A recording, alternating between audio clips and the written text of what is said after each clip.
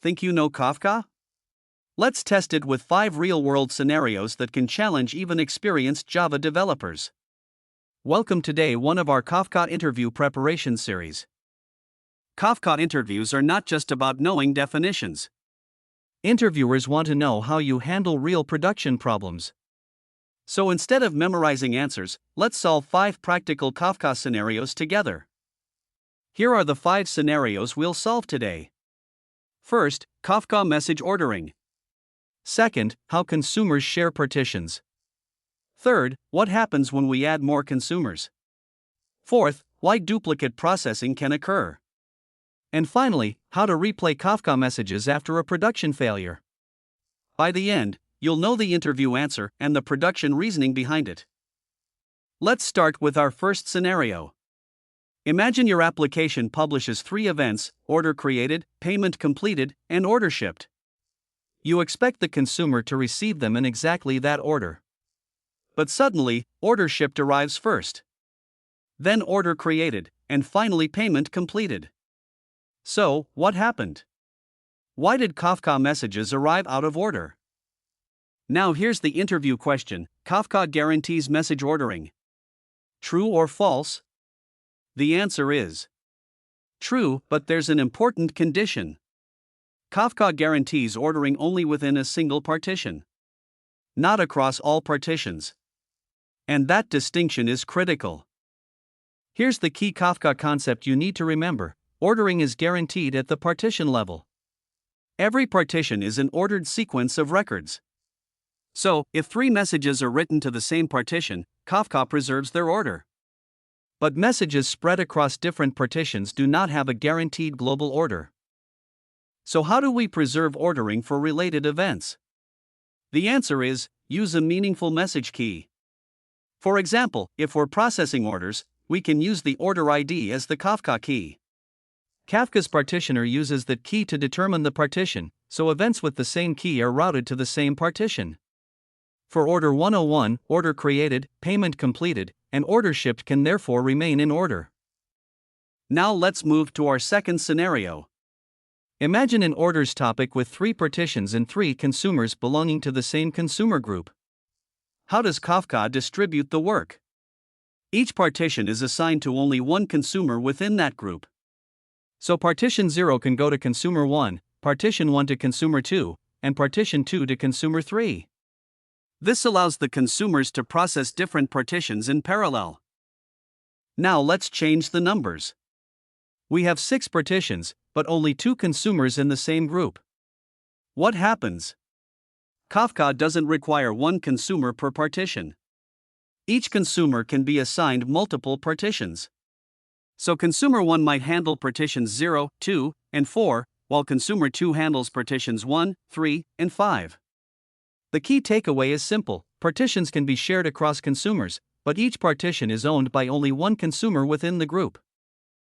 Here's the rule you should remember for Kafka interviews: consumers in the same consumer group share the work. Kafka distributes the topic's partitions among the consumers in that group. Each partition is assigned to only one consumer at a time within that group. And if you add more consumers than available partitions, the extra consumers remain idle for that topic. Now here's a classic Kafka interview scenario. Imagine a topic has 3 partitions, but 10 consumers join the same consumer group. Can all 10 consumers process messages? No. Kafka can assign each partition to only one consumer at a time within that group.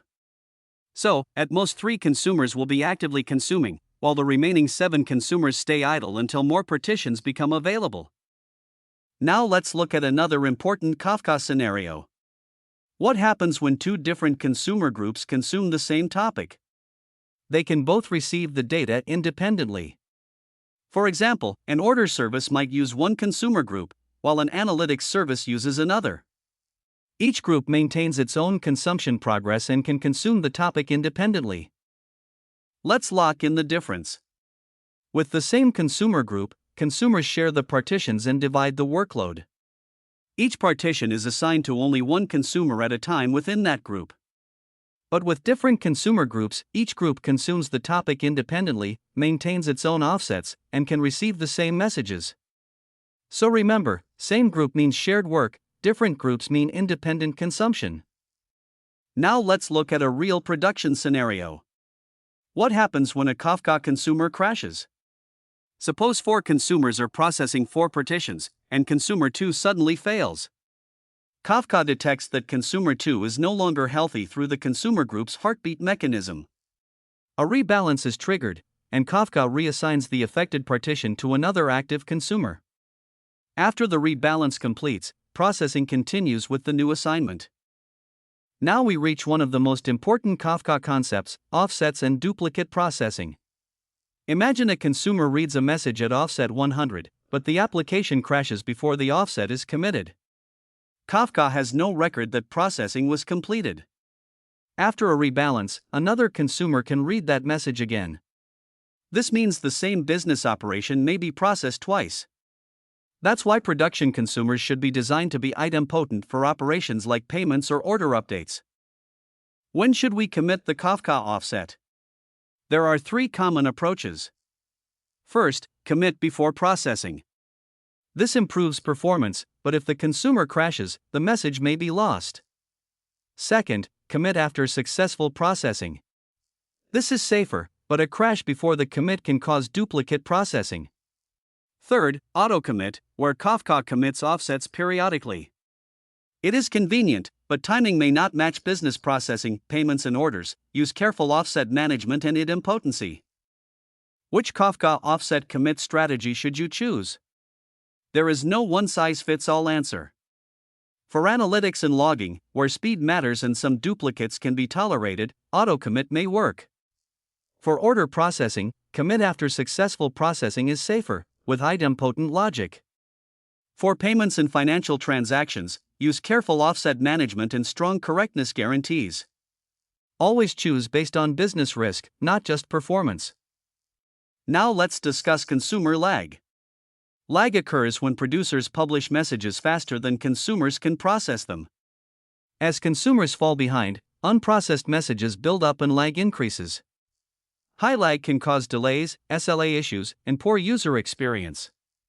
To reduce lag, we can scale consumers, increase partitions, optimize processing, and tune batch settings.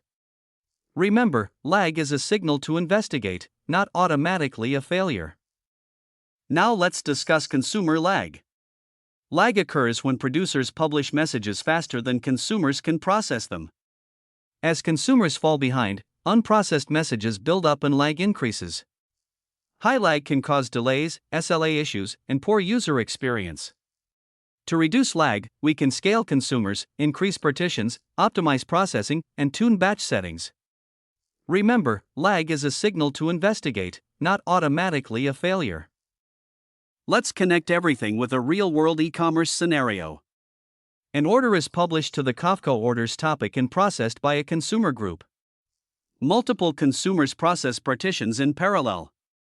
After successful processing, the offset is committed. If a consumer fails, Kafka rebalances the partitions. We monitor consumer lag to detect slow processing, and we use idempotent logic to handle possible duplicates. This design gives us a scalable and reliable event-driven system. Let's quickly test the key Kafka concepts from today. What is a topic, and why do we use partitions? How do consumer groups provide parallel processing? What happens when a consumer crashes? Why can duplicate processing occur? What is consumer lag, and how do you reduce it? And finally, how do different consumer groups consume the same topic independently? If you can explain these scenarios clearly, you're building a strong foundation for Kafka interviews. In a Kafka interview, don't stop at definitions. Structure your answer clearly. First, explain the situation. Next, describe the problem or task. Then explain the technical action you would take, including partitions, consumer groups, offsets, or monitoring. Finally, describe the expected result. Add a real-world example and mention trade-offs. This shows the interviewer that you understand not only Kafka, but also how to build reliable production systems. Now it's your turn. Answer these Kafka questions without looking at your notes. What are topics, partitions, consumer groups, and offsets? What happens when a consumer fails? What is consumer lag? Can multiple consumer groups read the same topic?